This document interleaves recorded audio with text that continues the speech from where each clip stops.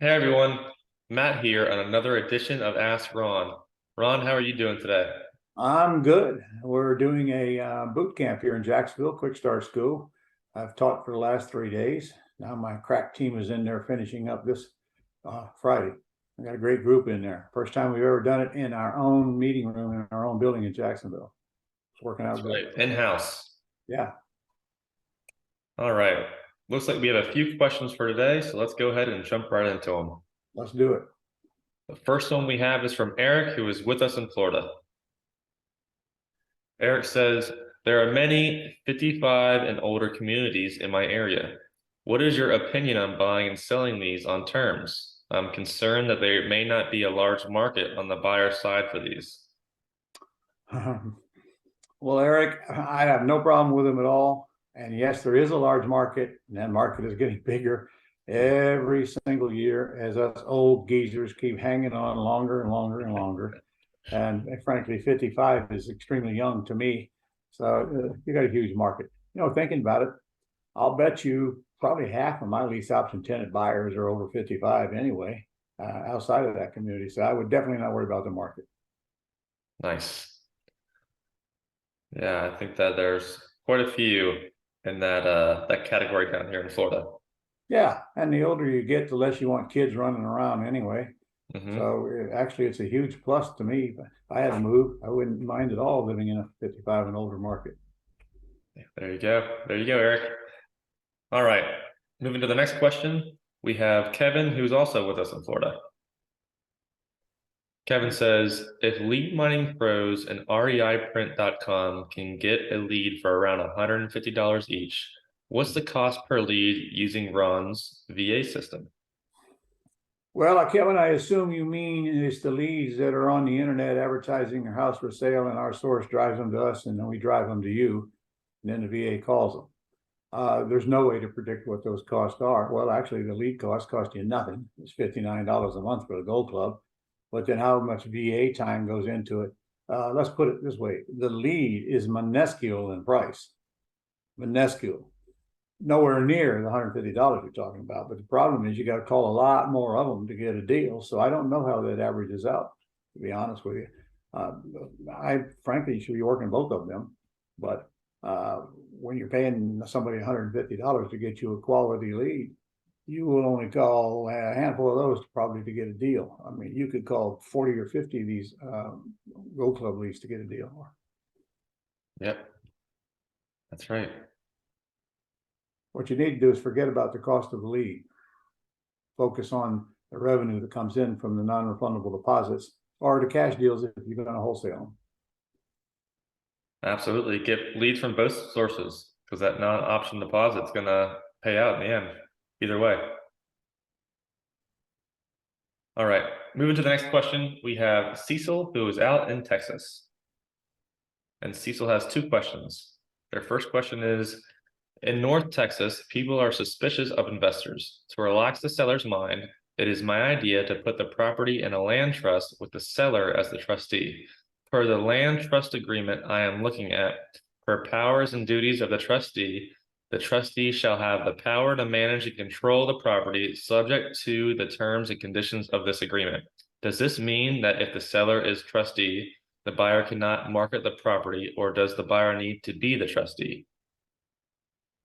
Well, I don't understand what the trust has anything to do with your question, to be honest with you, Cecil. Okay. You say sellers are skeptical of investors in North Texas.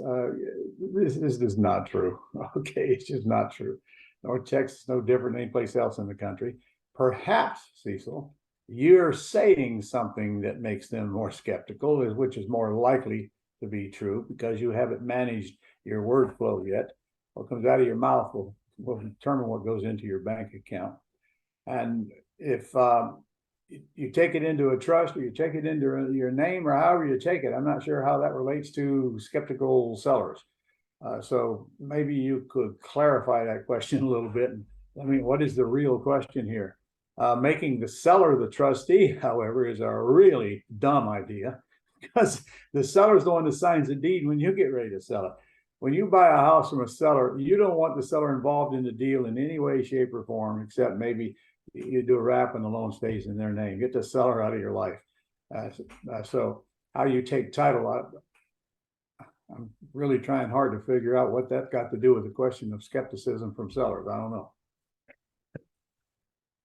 All right, well, moving on to Cecil's next question.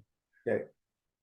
It is, I'm working to learn correctly the use of land trusts. I've had an active but unused LLC in Texas since April of 2020. Is it legal to use this LLC to be trustee for other people's land trusts? What would be a reason? In Texas, you have to use an individual as trustee.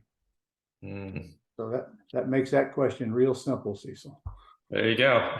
The individual, though, should not have your last name. Anybody else you want to be a trustee, don't do a darn thing except sign the deed when you sell the property. That's all a trustee does. Trust has no bank account, needs no EIN number, it's got no federal filing, it does not file a tax return, it doesn't do anything but own the house till the day you sell the house.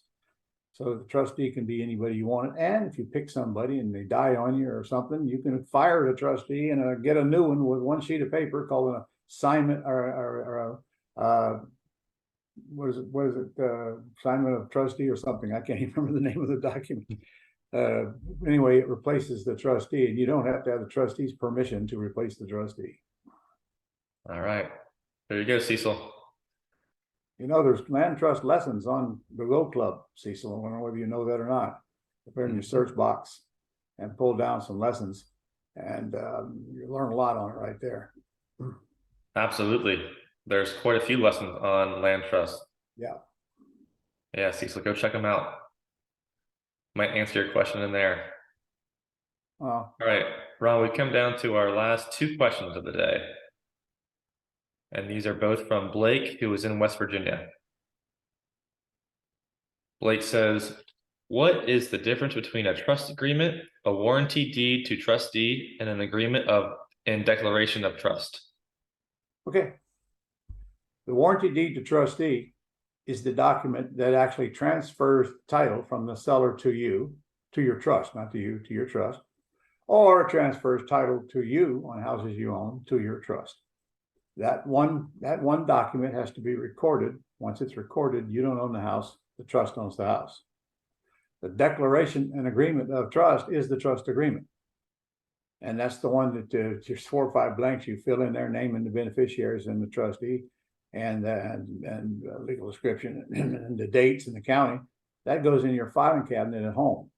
Nobody ever sees that, and is the only document that exists that shows who the beneficial interest is of the trust. It's not recorded on public record anywhere, thus you have privacy. All right. Well, Ron, you just answered a second question, and that was, which of these do I need to get recorded? Only the deed. Don't ever record the trust agreement. If you do, you let the whole world know who the beneficial interest is. Yeah, you don't want to do that. No. But you must record the deed.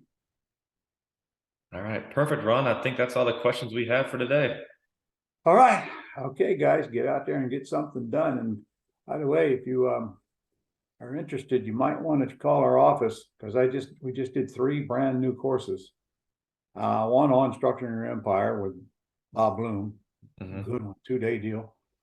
Another one on Mastering the Closing Call, right up to dates, went through the scripts and the seller's questions and how to answer them and so forth, and what stupid stuff not to do.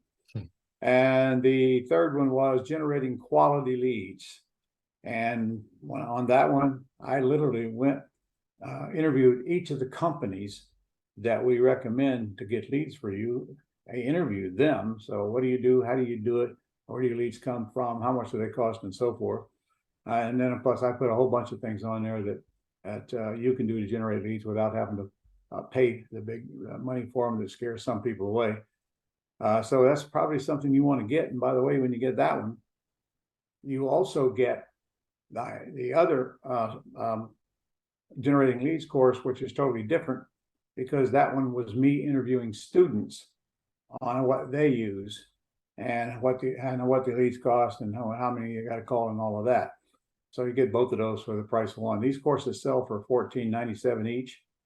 I gave my boot camp folks here a chance to buy all 3 of them for $14.97. So if you want to do that, call our office and get them, and I'll give you till. In fact, I'll give you there. Nobody there to take their call tomorrow and Sunday, so you got to do it by end of the day. And that number is 800-567-6128. Tell them you just watch the Friday video and that Ron said, give you this deal. It's a great deal, by the way. Yeah, that is a great deal. 3 for 1. Yeah, 3 for 1. Can't really beat that. All right.